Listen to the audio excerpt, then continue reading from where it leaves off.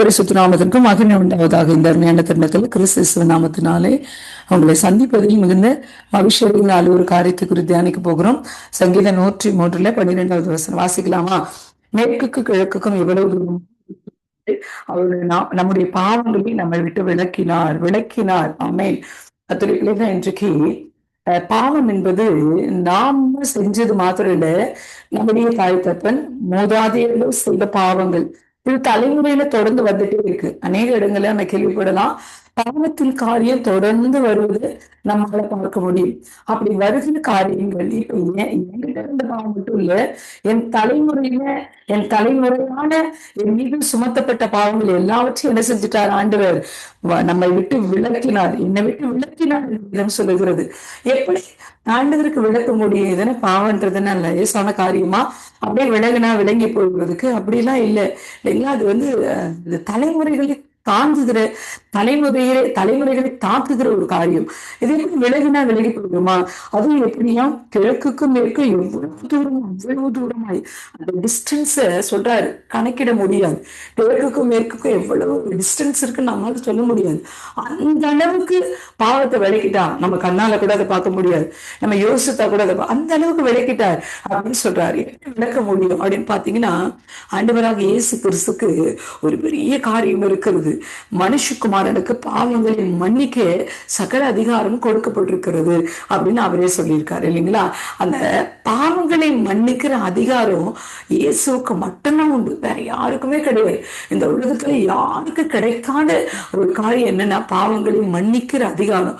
இன்னைக்கு நிறைய நாங்க ஹிந்து சார்ந்து வந்தவங்க தான் தோஷங்கள் காரியங்கள் இருந்து அங்க போ இங்க போ அப்படின்னு அலைகழிப்புக்குள்ளதான் நடத்தப்பட்டிருக்கோம். ஆனா பாவம் என்கிற தோஷத்திற்கு, சாபம் என்கிற தோஷத்துக்கு பரிகாரம் இயேசு மட்டும்தான். ஆமேன், அல்லேலூயா. நம்முடைய பாவங்களை விளக்கிட்டார்.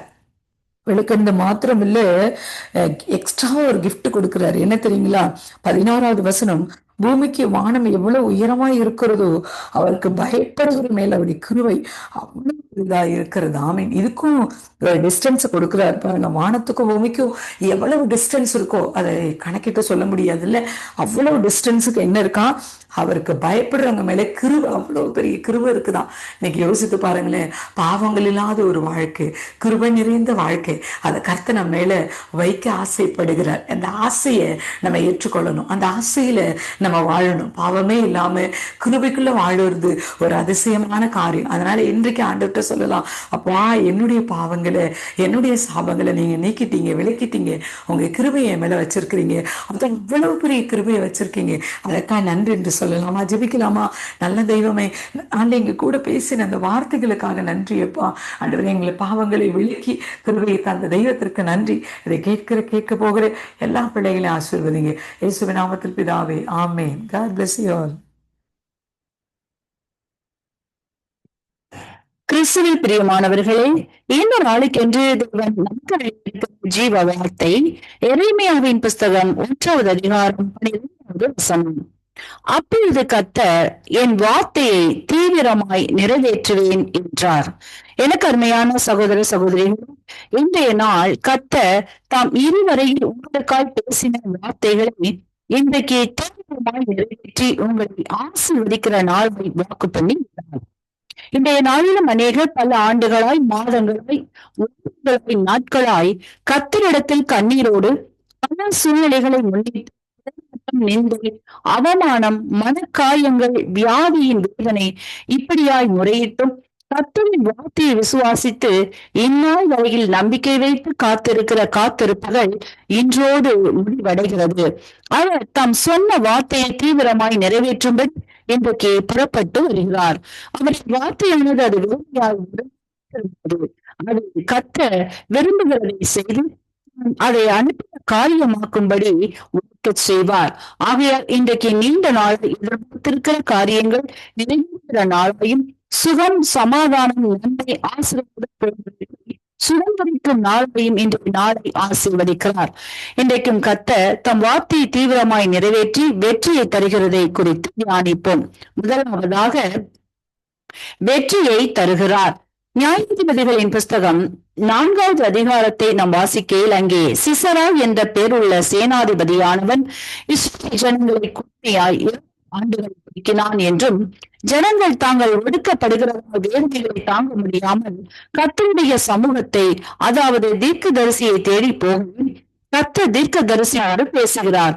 பாவத்தை வரவழைத்து நப்தலி செபுலோன் புத்திரரை கூட்டிக் கொண்டு கடவாய் அங்கே சிசராவை ஒப்புக் கொடுப்பேன் என்று பாதை காட்டுகிறதை வாசிக்கின்றோம்.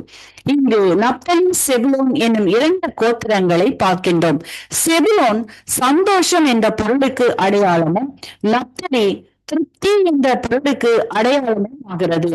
நிச்சயமான வெற்றியை இஸ்ரவேலர்கள் பெற்றுக்கொள்ளும் என்பதற்கு அடையாளமாகவும், சந்தோஷத்தோடும் திருப்தியோடும் ஒடுக்கினவர்களை அடையாளப்படுத்துகின்றார். இன்றைக்கும் உங்களின் அநேக பல சூழ்நிலைகளை கடந்து போய் கொண்டும் அவைகளிலிருந்து மீண்டும் வெளியே வர முடியாமல் இருப்பீர்கள். இன்றைக்கு கர்த்தர் உங்களின் சூழ்நிலைகளை மேற்கொள்வதற்கு பாதைகளை திறந்திருக்கிறார், சென்று ஆசீர்வதிக்கிறார். 2வதாக மேற்கொண்ட பலத்தை தருகிறார். நியாயாதிபதிகளின் புஸ்தகம் 4வது அதிகாரத்தை நாம் வாசிக்கையில் அங்கே சிசராவின் சேனையை குறித்து 13வது வசனத்தில் பார்க்கின்றோம். 2 ரதங்களையும் தன்னோடு இருக்கிற எல்லா ஜனங்களையும் வீரர்களையும் உடையவனாய் யுத்தத்திற்கு தயாராக இருந்தான் என்றும் பார்க்கின்றோம். கர்த்தர் பாராக்கிடம் சிசராவை உன் கையில் ஒப்புக் கொடுக்கும் நாள் எதுவே என்று தம் வார்த்தையில் உறுதி செய்கிறார். அதன்படி பாராக் சிசராவையும் எல்லா ரதங்களையும் சேனைகளையும் பட்டய கருக்கினால் கலங்கடித்து சிசராவை கால்நடையாய் ஓடி போகச் செய்கிறார். கர்த்தர் தம் வார்த்தையை அன்றைய தினமே தீவிரமாய் நடப்பித்து ஜெயம் பெறுவதற்கான பலத்தை தந்தார் என்று வாசித்தருகின்றோம். இன்றைக்கு உங்களின் வாழ்க்கையிலும் சிசராவை சத்ரு வியாதிகளை, பயத்தை, பற்றாக்குறைகளை, தடைகளை கொடுத்து சேனையாய் எழும்பி நின்று உங்களை கலங்கடிக்க பண்ணுகிறவனை இன்றைக்கு கர்த்தர் உங்கள் கையில் ஒப்புக் கொடுக்கிற நாளை ஆயத்தப்படுத்தி உள்ளார். சிறுமைப்படுத்தினதோ, சிறைப்படுத்தினதோ, வேதனை அளித்ததோ, கசப்பான அனுபவத்திற்குள் அழைத்து சென்றதோ, அவைகளை சத்துருவின் அதிகாரங்களை ஆளுநர்களை கர்த்தர் இன்றைக்கு நீங்கள் மேற்கொண்டு செய்கிற பலனை கொடுக்கிறார். 3வதாக எதிரான பகையை உடைக்கிறார். நியாயாதிபதிகளின் புஸ்தகம் 4வது அதிகாரத்தை நாம் வாசிக்கையில் அங்கே சிசராவை ஒரு ஸ்திரீயின் கையில் ஒப்புக் கொடுப்பார் என்று கர்த்தர் தெபோராளுடன் பேசுகிறதை வாசிக்கின்றோம். அதன்படி 17வது வசனத்தில் சிசரா ஏபேரின் மனைவியாகிய யாழினுடைய கூடாரத்துக்கு ஓடினார். அப்பொழுது அவள் கூடார ஆணியை எடுத்து சுத்தியலினால் சிசராவின் மண்டையை உடைத்தாள் என்று பார்க்கின்றோம். இன்றைக்கும் எனக்கருமையானவர்களே, அநேகருடைய வீடுகளில் சிசராவின் சத்ரு அநேக வழிகளில் வழியிலும் சரீரத்தின் வழியாயும் கணவன், மனைவி, குடும்ப உறவுகள் சமாதானத்தை குலைத்து போடுகிறதையும் அதிலிருந்து மீள முடியாமல் தினம் கொண்டிருக்கிறதான உங்களுக்காய் கர்த்தர் இன்றைக்கு தீவிரமாக தம் வார்த்தையை அனுப்புகிறார்.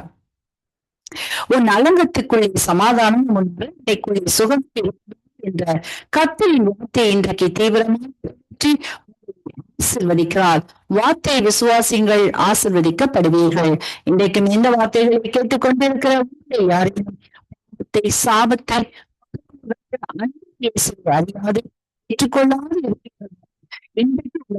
இருக்கிறார்கள் காட்டுவார், நடத்தி சென்று ஆசீர்வதிப்பார். இந்த வார்த்தைகள் மூலமாக கர்த்தர் இன்று உங்களை ஆசீர்வதிப்பார்.